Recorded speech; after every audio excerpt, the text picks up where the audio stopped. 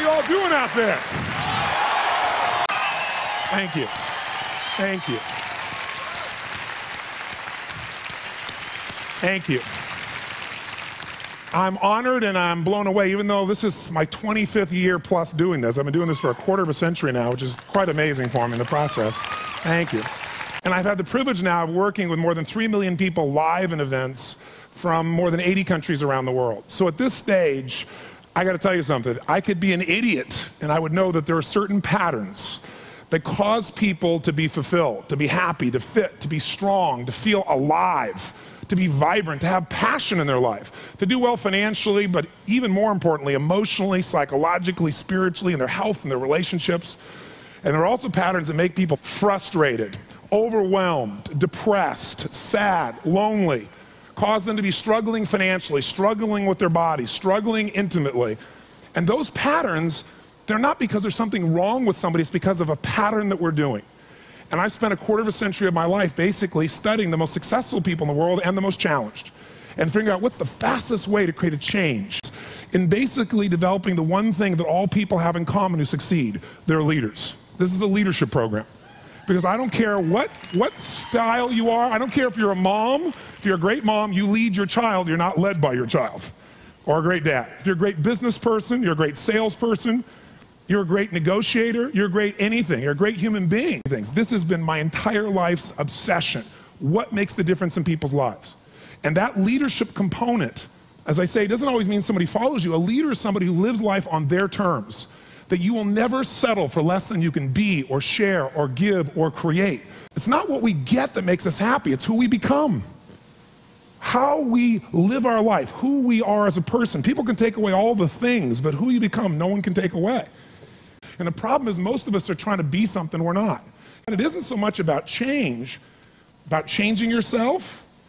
The change happens when you be yourself. Know thyself, that's the hard part for most people, and then be thyself. Because most of us in our lives, out of our desire for respect or achievement or love or connection or something, we've been trying to be the way we think we'd have to be in order to get that love, respect, appreciation, whatever it is we've been after at some unconscious level. And we've been doing it so long that we think that this is who we are. Because success without fulfillment is failure. And I can't tell you how many people I work with who are supposedly the best in the world at what they do, and they have more money than they can spend, and they have all these people that love and respect them, and yet they're unhappy inside.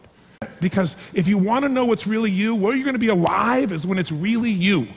And you may even think you know who you are because you've been living a certain way, but I'll tell you how you'll know. You'll feel euphoric, you'll feel strong, you'll feel unlimited, you'll feel free. I have seen, out of 3 million people around this earth in 80 countries, I've seen just about anything you can see, and there are only so many patterns. And what you're going to find underneath all of this behavior is we have the same needs. There are 6 human needs we're going to review tonight.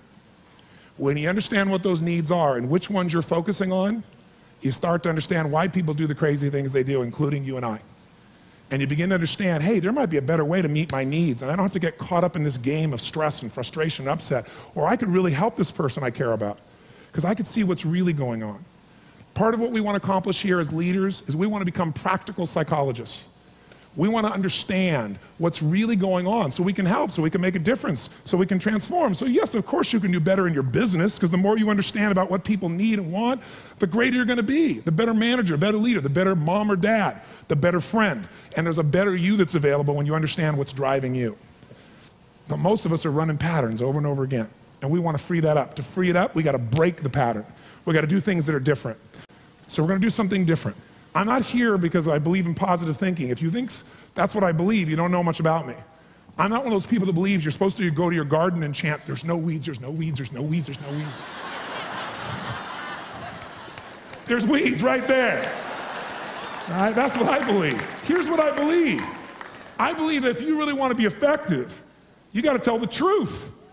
In fact, there's 3 mandates of leadership, if you want to jot them down, that may be the foundation of everything that I believe, and I hope that you will see as something that's useful for your own life to remember, because it's so fundamental. So the first mandate to leadership is not just to be positive. The first mandate to leadership is see it as it is, but not worse than it is. The first secret to being an effective leader in your life, whether it's you want to lead your body from the location it is right now you're unhappy about, you don't have the energy you want, your body's not where it wants, to where you want to be, that's leadership. You want to transform your business, that's leadership. Your income, that's leadership. You want to help your children, that's leadership. You're going to be a leader, step number one, tell the truth. See as it really is, but don't make it worse than it is so you have an excuse not to try. What takes guts is to put yourself on the line. What takes guts is to say, I'm going to make this work. What takes guts is to say, I'm going to believe, knowing I could be disappointed or devastated.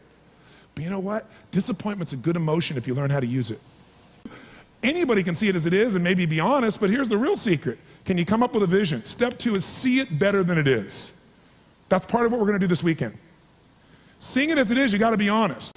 And there's not anybody in this room, including me, doesn't have areas of their life that can be made better. But if we can figure out what they are and tell ourselves the truth, regardless of what other people think, then we got a chance to make a change. I learned something from General Schwarzkopf, one of the best leaders I've ever met. And I got a chance to spend quite a bit of time with him over the years. And he said to me, Tony, I'll tell you the secret to leadership. He said, the whole secret to your life, for any group, any individual, is no individual, no organization can get better till they can admit something's wrong. And so you know what the problem is? No one wants things to be wrong, so we compare ourselves to others who are doing better than so we can feel really good. See, he raised the standard. He went to step two. Step two is you got to see it better than it is and set that as your standard. A standard is something you don't go for. It's not a goal. It's something you live, breathe, and find a way to get to no matter what. If there isn't a way, a leader makes the way. Is there a difference between should and must for you? Yes or no? You better believe there is. So when that standard is a must for you, you're going to find the way. Finally, the third key here is once you see it better than it is, make it that way. You got to take massive action. You got to be resourceful. You got to find the way to make it you want it. So this weekend, first thing we're going to do after a while is you're going to get real clear about how is it really? How is your relationship really? How is your body really? How is your career really? How are your finances really? All of us in this room, as different as we are, and you can look around, you see every gender, race, probably religion, belief structure in this room. The one thing I bet we have in common is we won't settle. How many came because you want more? How many came because you want more? Say I. Oh, say I.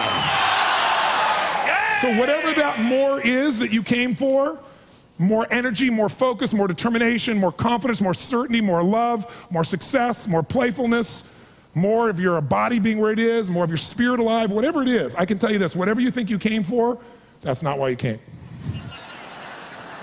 Because I've done this for 25 years. I'm not saying you won't get that too.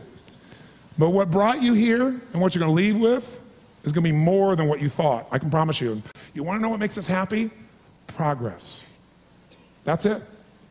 I don't care what you've achieved. If you don't feel like you're still growing, if you don't feel like you're still contributing, if you don't feel like there's some progress in your body or your mind or your relationship or your business, if you don't feel like there's progress, you're going to be unhappy. I don't care how big your life is compared to other people. Progress is the game, my friends. It's being alive. And if we're going to be alive, absolutely. Whatever your game plan is, it's ultimately to get to a certain feeling. And the truth is you can have it right now. This next few days is the beginning of that path, and we want to take it to a whole nother level. And let's start now.